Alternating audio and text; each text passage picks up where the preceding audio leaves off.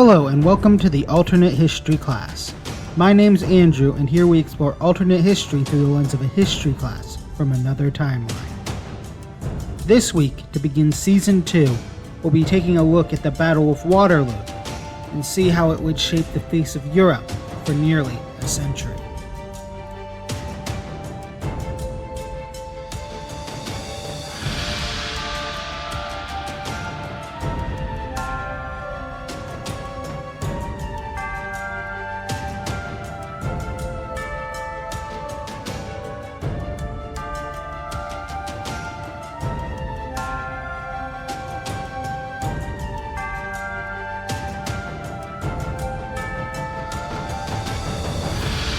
Before we dive into Waterloo itself, let's do some background on why it happened in the first place. The French Revolution was, to put it lightly, a major shakeup to how France was run for centuries. It overthrew a bloated and opulent ruling class and allowed for greater freedom for the everyday Frenchman. But with that freedom also came chaos. Externally, the monarchies of Europe didn't like the French overthrowing and beheading the monarch, fearing it would set a precedent for their own people. This would lead to hostile relations between France and the rest of Europe, and eventually war between France and, well, basically the rest of Europe. Internally, the government was unstable. It came under the sway of radicals that wanted to purge the country of anyone who was quote-unquote not revolutionary enough. Eventually, the radicals were taken out of power by their own radicalism, turning everyone else in the government against them. But the country was still being run into the ground, and the nation was still in a constant state of war. But one man was rising to prominence during these wars. A young Corsican general named Napoleon Bonaparte. He first came to prominence recapturing Toulon from a British force in December of 1793. But after he dispersed of a royal insurgency in Paris of 1795, he became a hero and national celebrity in the French Republic. He then further raised his name and profile when he took his army of Italy and marched on the forces of Sardinia and Austria in northern Italy. This campaign would be an overwhelming success and lead to the defeat of Sardinia, the taking of Austrian holdings in Italy, and eventually a strike at the heartland of the Habsburgs in Austria, leading to the Austrians suing for peace. After a side quest in Egypt that saw some minor victories, but overall his defeat, Napoleon would take part in a coup in 1799 that replaced the government with a set of 3 consuls, of which he made himself the first consul. In 1800, a victory at the Battle of Maginot would bring an end to the war of the First Coalition. Peace would only last for 3 years, however, as the British, and especially the British royal family, hated Napoleon, and war against Britain would resume in 1803. The next year, Napoleon would crown himself Emperor of the French and do away with the charade of sharing power. In 1805, he'd become King of Italy, defeat a 3rd coalition, and 2 years later defeat a 4th. At that time, he was essentially the ruler of continental Europe through a series of puppets and alliances. This would be the peak of his power. Napoleon's fall would happen after a pair of crucial mistakes weakened his position as the hegemon of power in Europe. The first would be a pair of wars in the Iberian Peninsula due to Portugal violating the continental system, a trade system Napoleon was trying to enforce to economically pressure the British to end the war.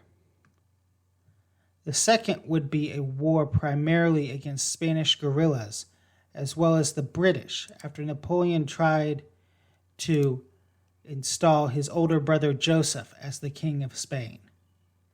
This war would drain the French manpower. However, Napoleon's biggest and most infamous mistake would be his invasion of Russia in 1812. It was triggered when Napoleon heard Russia was both violating the continental system and planning an invasion of the French puppet in Poland.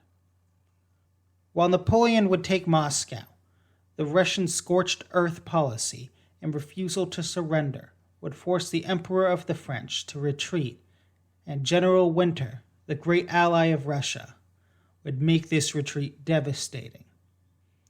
Over the course of the campaign, the invading force would suffer 500,000 casualties. This would lead to the forming of the Sixth Coalition, which would be the one that was finally able to defeat Napoleon as his hold over Europe slowly degraded over the next year and a half. Napoleon was forced to abdicate, and the coalition decided to restore the French Bourbons, who had been overthrown at the start of the French Revolution. Napoleon was exiled to Elba, where he was allowed to retain his title of emperor, and he attempted to end his own life. But due to the poison being expired, he did not complete the attempt. Now that we have this background, let's get to the main point of our episode, a time simply known as the 100 Days. The conduct of the Bourbons and their supporters quickly turned the people, and perhaps more importantly to holding on to power, the army, against the restored monarchy.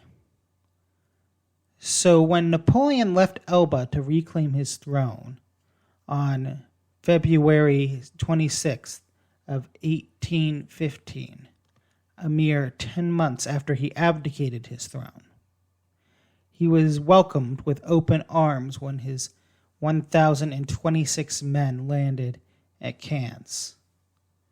This panicked the coalition partners who were meeting in Vienna to determine the future of Europe. What made it worse for them was that whenever Louis XVIII, the new king of France, sent an army to stop Napoleon, they would simply join him. Louis saw the writing on the wall and fled to the Netherlands. Napoleon would then march into Paris virtually unopposed and welcomed back by the people. The now Seventh Coalition would not stand for this, and despite Napoleon trying to avoid war, at least for a time, by saying he only wanted the throne of France back and would respect the current boundaries of France, declared war on Napoleon and began to mobilize and move their troops for an invasion. This left Napoleon with two options. He could prepare France's defenses and wait for the coalition to gather its forces and attack, or he could try to strike quickly while only the British and Prussian forces were ready for war, and try to knock the coalition out before the war could really get started.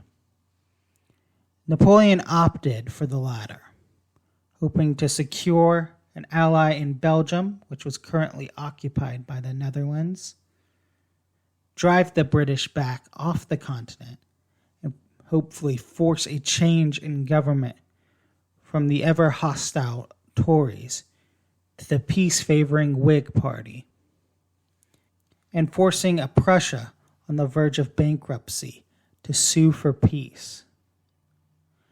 This would likely lead to a quick end to the war.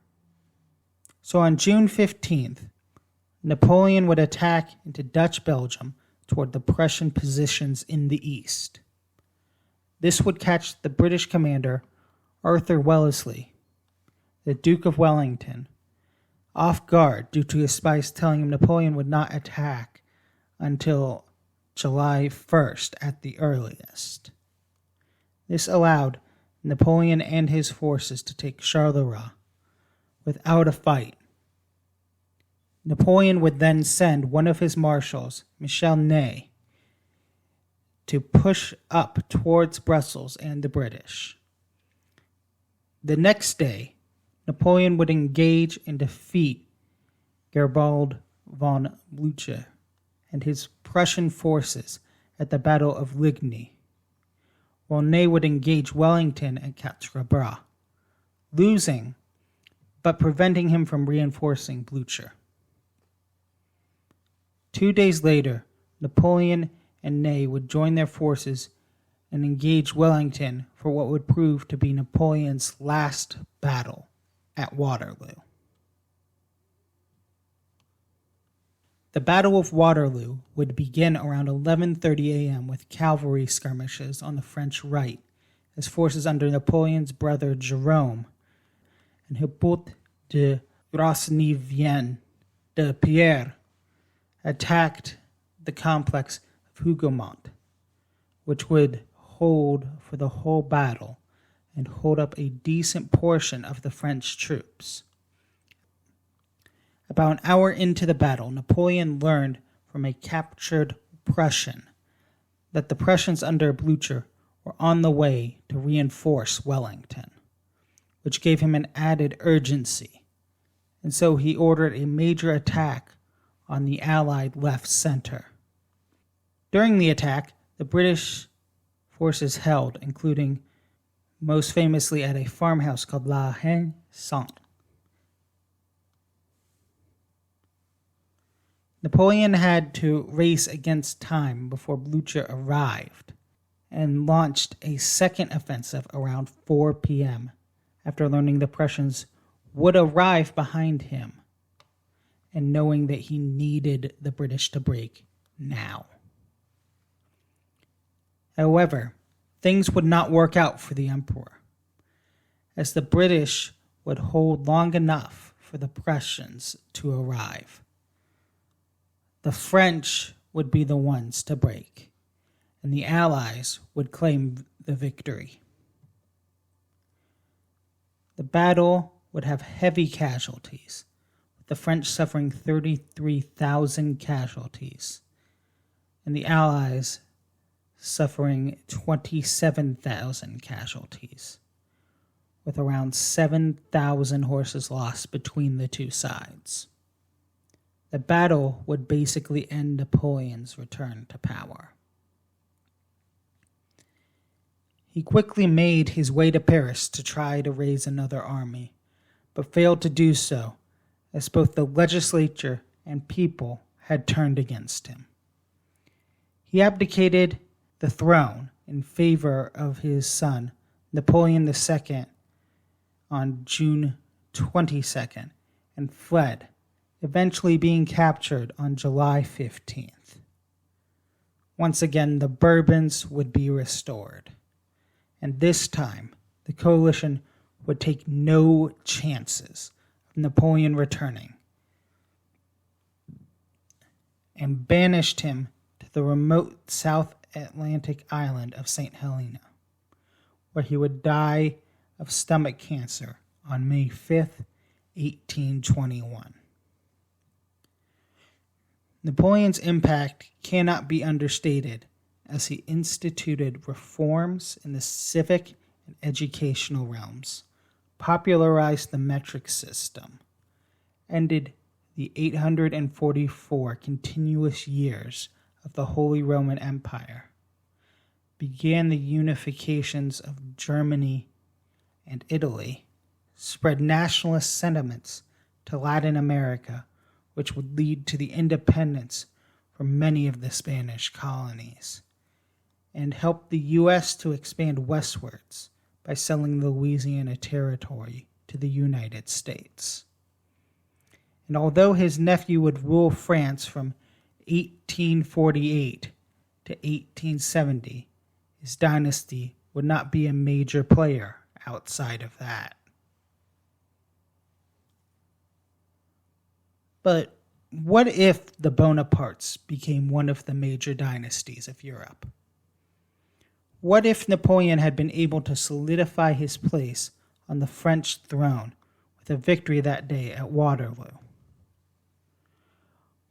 That is what we will explore this season on the Alternate History Class podcast.